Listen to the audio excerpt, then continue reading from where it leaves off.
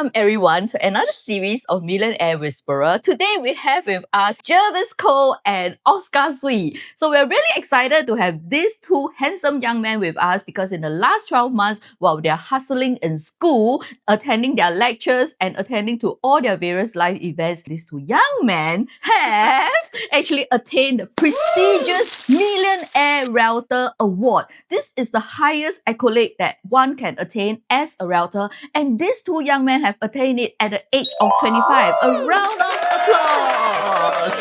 Okay, so what got you started in this whole journey of being a realtor? How was the journey like? I think the journey so far, it's a bit of roses, right? Started off when we were 19, 18 years old. 19, 18 years old, we can't take our exam yet. Yeah, because at that point in time, right, before even taking the exam, right, we exposed ourselves a little bit into the real estate. Such as my wife was actually doing a PA duty for our current mentors, and I found that real estate is impacting people's life. And because it is one of the biggest purchase a person can really put money into. So I think that is a very meaningful thing to guide people. And when I turned 21, I straight away immediately Can't wait, right? Can't wait. Just straight away 21, right? Just take my license already. My parents were in the industry, but the reason why I came to real estate is because I wanted the flexibility of my lifestyle. It's from a financial perspective. But then as I entered into this industry, I realized that this financial perspective can also help my clients. I'm really very curious because when I was at your age, I didn't have the guts to step into this industry because when you're so young, I'm still so young, yeah, so while you're so young, you're a little afraid,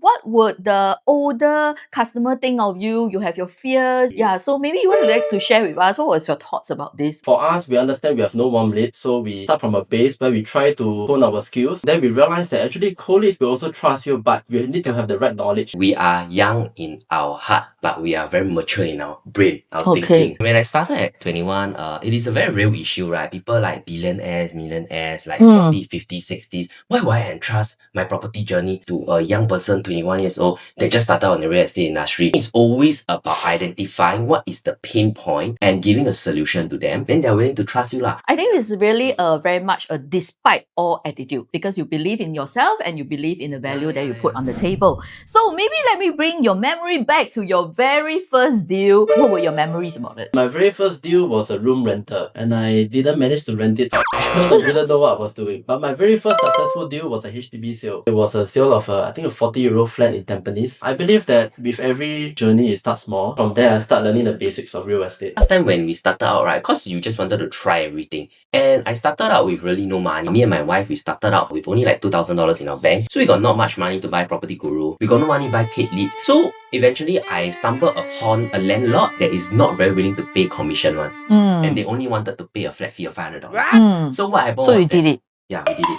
But usually commission for rental is that 2 years is 1 month rental as the agent fee, right? So what happened was that we wanted to gain more experience. So we took it up. We brought it up to pre-listing platforms, Facebook, Instagram, Carousel. And then we eventually got the tenant, closed the case, and people can say that we devalue ourselves in terms of the agent fee. But I think that experience really humbles us, allow us to really understand more on the rental market. What was the pivotal case that you did last year that changed everything? Because I see that from last year on, in the last 6 months, once you got the idea, it was no turning back for the both of you. 2025, making yourself as uncomfortable as possible. Growth is never comfortable. You must put yourself in an environment or in a situation that you're uncomfortable, that are constantly growing for your clients, adding values for your clients, right? Such as going for trainings and everything. Just like how whenever I go to boss training, I very stressed one. Yeah, because her training, signature JTA training, sometimes the depth must be very deep kind one. I don't know how to react when they say that I am scared.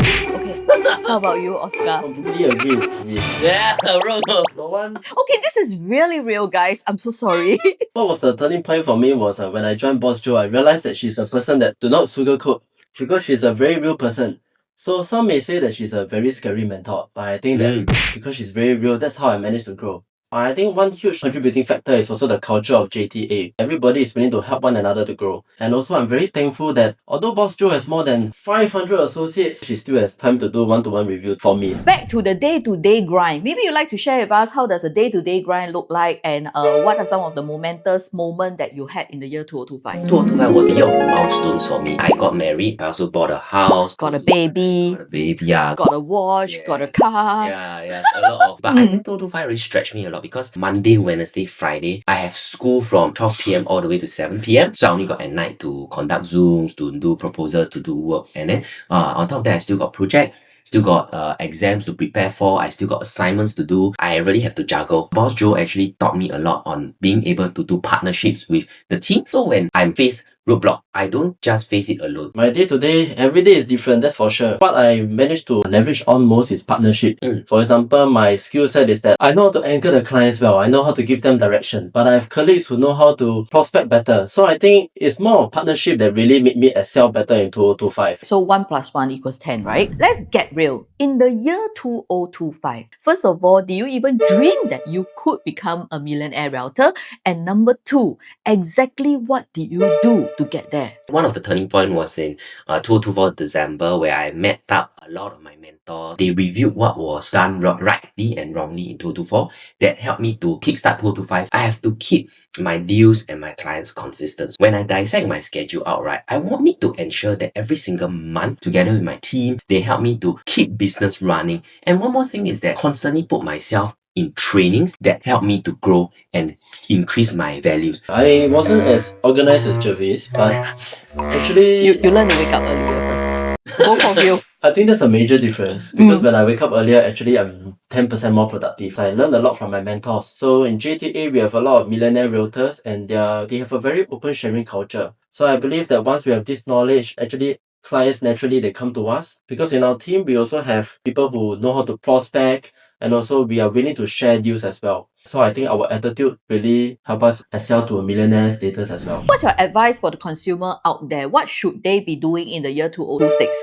in their asset progression path? Number one, if you look into new launch market, 2026 new launches is not as exciting as 2025, right? 2025 Really? launches, I thought 2026 is really exciting. personally, I feel that maybe it's a personal preference. 2025, there are more exciting new launches compared to 2026. But I think main thing is that focus on building asset and buying a property that is safe. Because if you buy a property that is safe, profit will come naturally in the long run. And buying a property is never about making a quick flip. Though some people can make a quick flip, but it's always about building an asset for retirement. And in the long run, this will reward us greatly or reward our next generation greatly. Oh, your You next generation. Wow. Wow. Not bad, yeah. 2026 is a very tricky year. SSD just changed. Recently, we see EC prices is so expensive. But then the EC income cap hasn't been increased yet. Focus on building safe assets. You shouldn't over leverage on those which are very expensive in today's market. We need to have a mindset shift. Maybe private condominium which are safer. But then we also need to understand that many things have been changing because even HDB, they released Prime and Plus ruling. We need to shift towards recommending assets which are very hard to lose money. So I want to ask another personal question. So I understand you gave up a BTO. So maybe there will be a lot of younger audience out there, besides aspiring maybe to consider being a realtor, you are also considering your property choice. So I'd like to hear from you. Why do you choose to give up your BTO? It's a privilege to get a BTO, right? And it's a subsidized flat. So if I utilize my BTO, my first chance in my BTO at my early age, then at later age, right, I will be considered a second timer. So rather than focusing on getting a subsidized flat early, I rather choose to get a subsidized flat later on because that will actually help my retirement to be easier. What you're advocating is not giving up your chance of getting a BTO, but maybe doing it when you have retired and you have no more income and maybe coming back to a BTO. You got to know what is a comfortable price range and commitment in terms of budget, because you do not want to overstretch yourself despite it is for investment. We realized that our comfort range was something about 2 million to 2.3 million. So at that point in time, there were many launches. We went to a project, right, in Sembawang called Canberra Crescent Residences. We bought into a 4+ study. A lot of people were asking me, why did I buy into something that like very... A bit near to Woodlands. A bit near to Woodlands or a bit like Canberra all the way at the top. Near to JB that kind. Where was your BTO location actually? Kallang. Oh wow. Yeah, so such a prime location. A lot of people doubted our decision, but at the end of the day, buying a property, I do not want to think too much. I wanted to buy something very safe. At that point in time, 2.2, I either get a 2+ study, compact 3-bedroom. Not too bad options actually. Yeah, not too bad options in the RCR region or outskirts. But you foresee yourself having a football of kids, so you rather go for the biggest family lah. So I prioritize space. So to me is that if today I buy a 4+ study at 2.2 million, how bad can it be in the long run? I think the chances of me making a loss is very low lah compared to buying other places. And the best part, I only use my wife's name to buy. So I still have my name free Another to buy. bullet, ah? Another bullet to buy something more aggressive lah if I were to be like that. Similar to Jervis, I embarked in the what we call OCR district because we are more risk averse in today's market.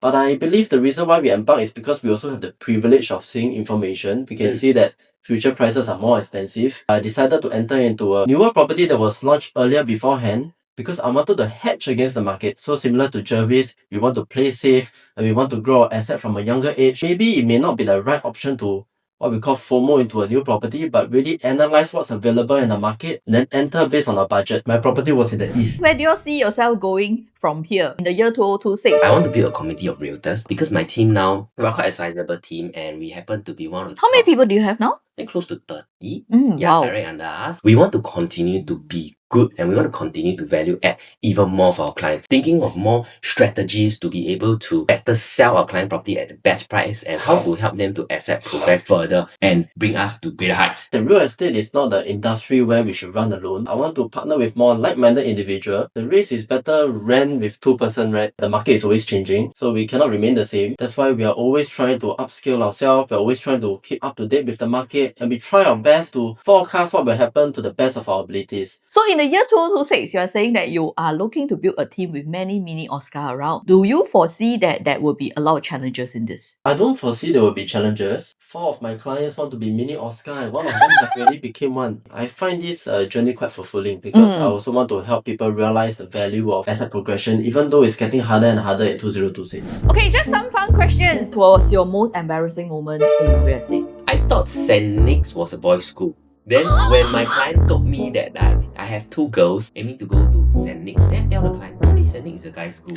You mix it up with St. Gabriel, right? I mixed it up with St. Gabriel. Then I tell you that one was very awkward. I looked stupid in front of the client. Actually, that is one of the challenges being a realtor. Nowadays, we need to be a consultant in everything. Yes, Many yeah. a time, I find myself checking out how easy it is to get into a secondary school. I have to look through kiasuparent.com to check out is it easy to get into a school because many times they buy property really for the school as well. My client forgot to pay PUB bills or they asked me how.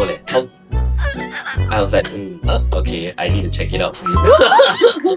There was one time I fetched a client from one of the Amber condo. We were planning to go to a show flat in the west, but then somehow I ended up in Pasir Ris. When we entered KPE, there is no connection. So I kept on driving and driving to get to the client and ended up in Pasir Ris. Oh, yeah. Such things do happen. Okay, so clients, please forgive us when such things happen. We really need to multitask. See, this is another example of multitasking. We need to be drivers as well.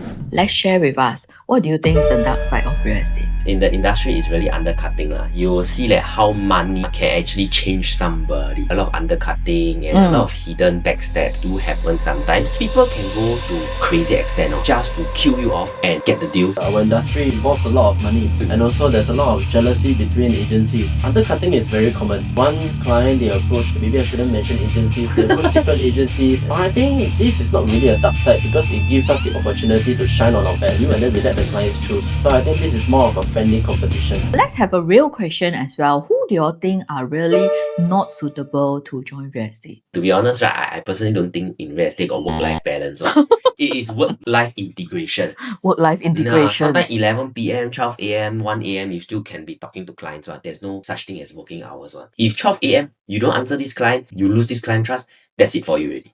So if people that prefer to have like working hours, then I think real estate agents' work is really not suitable. Real estate is an industry that keep on changing because our government likes to implement rules into real estate.